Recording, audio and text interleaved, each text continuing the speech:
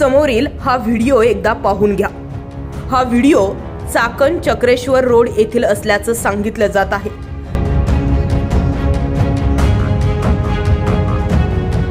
समोर दिसणारी महिला हात जोडते आणि साध्या पद्धतीने बोलते।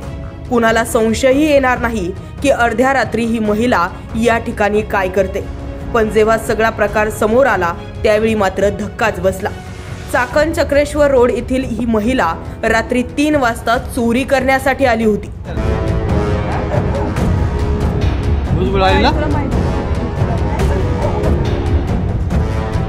समोरील महिलेचं वागणूक ही संशयास्पद होती।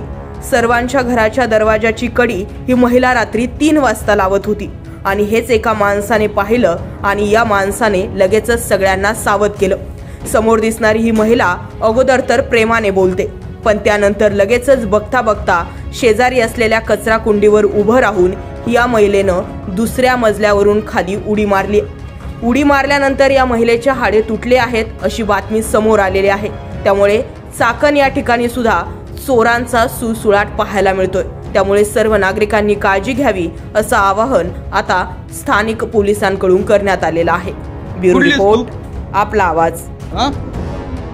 नाही तू बोल तू रात्री 3 वाजता मला आली तिच्याकडे लावायला? मला 3 वाजता कडीचा आवाज आला। मी भर जागेतून जागा झालो, पण का म्हटलं उभं डोक्याला शिन नको, कोण आहे कोण नाही म्हणून।